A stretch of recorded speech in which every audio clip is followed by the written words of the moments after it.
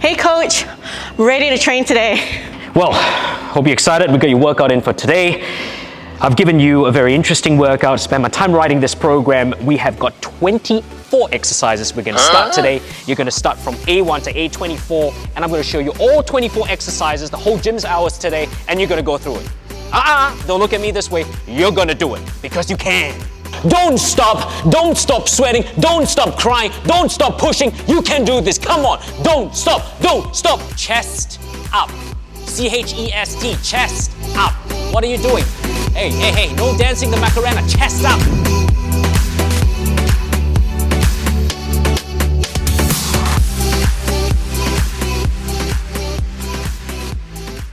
Here are the top 4 mistakes that I've made as a coach.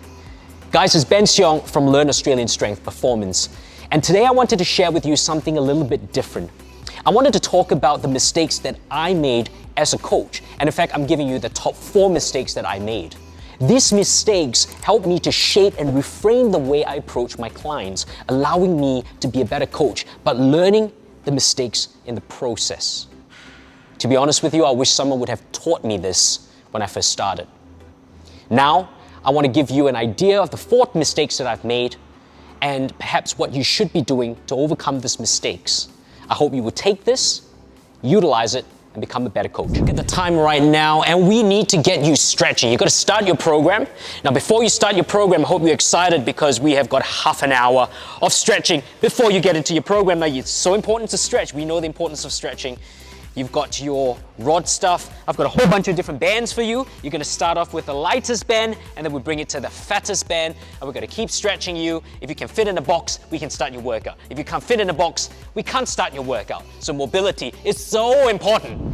Now, one of the biggest mistakes that I've made as a coach was actually to overprescribe mobility at the start of the workout for my clients. It was something that I had to learn over time because you realize that the body maintains a certain level of tightness. That tightness, very much like the spokes of a wheel, is there to protect your joints. If you focus too much on mobility, there also is a higher chance of the client potentially injuring themselves because they are overstretched in a position that they potentially shouldn't be overstretched in. Mobility is important, but overemphasizing mobility at the extent of stability and strength for the workout is a huge problem. So if you want to give a mobility workout, don't be allocating half an hour for mobility. Aim to make mobility specific to the type of workout the client is doing. Perhaps give them 2 to 3 mobilization drills, and then move them specifically to the warm-up that precedes the set. If it's a squat that you're doing, warm up with a bar. Slowly build the weight up. Get your body engaging with the exercise itself so you know how to lift the load from a nervous system and a muscular system level. If it's a press, introduce a light press and slowly build up that weight to the weight that is desired. So the warm-up needs to be specific to the movement, and the mobility exercises need to be cut down, but also specific to the build-up of the warm-up and the exercise itself.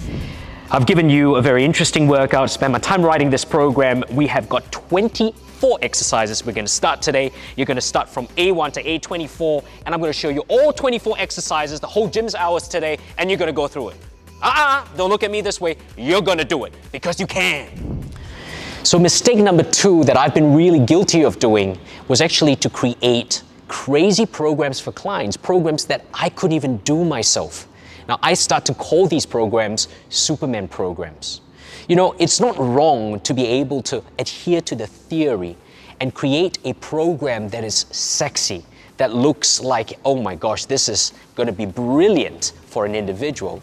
But at the end of the day, your client is not able to perform that program because it is too difficult. In fact, I wasn't able to perform that program because it was too difficult. Superman programs are great from a theoretical perspective, but when it comes to the exact client that you are training, make sure the program fits the client. If your program is too difficult, whether it's the load that you're choosing or the movement that you're choosing, learn to regress the program. Make the program applicable to the client, not the client applicable to to the program that you have written. Okay, Tina, you got this. You got this. Come on, every step. Come on. Don't stop sweating. Don't stop crying. Don't stop pushing. You can do this. Come on. Don't stop. The third biggest mistake that I realized I've done was, in order to motivate a client, I'd always use the word don't in front of a positive action. So in the example that you see, I am motivating my client here by saying don't do something. Very much like don't stop sweating, and you can see my point down here. Now think about this. If I tell you don't think of a pink elephant, what is the first thing that actually comes to your mind? It's a pink elephant. So putting the don't in front of something actually reinforces you to think about that point. Now imagine if I'm telling a client, don't stop. What's happening? I'm telling them to stop. So instead of putting the don't in front of a positive action, tell them keep going. Reinforce them with positive words that would help them push themselves along. Not about the don't, but about the positive words on where you need them to go. Slow, take 2 steps. Okay, you're good. Okay, let's get into your squat. I'm looking at you from the side. You're coming down. Very good. Hey, keep your chest up now. Chest up. Okay, bring the bar up with your chest up. Okay, good. Take a deep breath. One more. I want you to keep your chest up.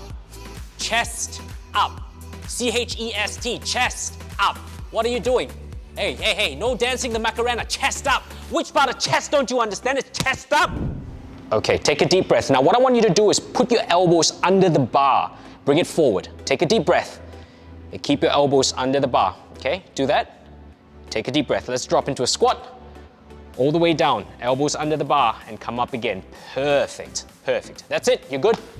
The fourth mistake that I've made as a coach, and one of the biggest mistakes I reckon, is to really feel that the way that I'm cueing a client is the best way for the client.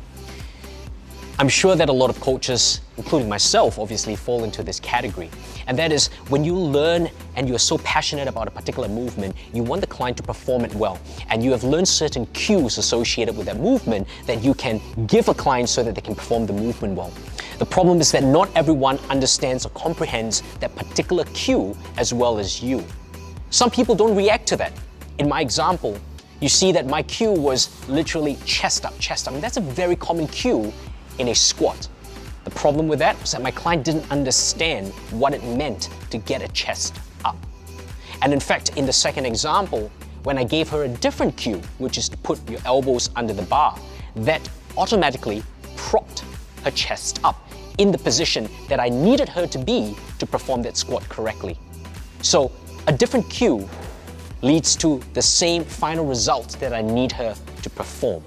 And what this tells us is that perhaps we shouldn't be so pig-headed in our approach to cueing clients. Everyone relates differently to a movement. Learn to identify how your client relates to a movement and actually give them the cue that means something to them, that they can perform, so that you can get the best out of them. Because at the end of the day, it's not about the cue, it's about how well the client performs. So in summary, here are the top 4 mistakes that I've made as a coach, and I hope you won't make them as well. The first one is overemphasize mobility at the expense of stability and strength. The second mistake is to program Superman programs for clients when they can't even perform them. Mistake number 3 is telling a client what I need them to do by putting a don't in front of it. Take that away. And mistake number 4 is believing that my cueing was the only cue that they should adhere to, when in fact, everyone has a different cue that they react best to. Guys, thank you so much for watching today's video. Now, if you felt that this video really does benefit someone you know, make sure you send it to them. Now, don't forget to subscribe, to comment, and to like this video. Tell me what you would like to see in my future videos. Thank you for your time, and I just wanted you to know I truly appreciate you. See you next time. So there you have it. My favorite exercise to bulletproof your knees, something simple, something that you can progress and regress, something that can be useful for a beginner all the way to an intermediate, is the split squat. Now don't forget to like, subscribe, and leave a comment about this particular activity. If you haven't tried it before, give it a go. And I'll see you in our next YouTube video.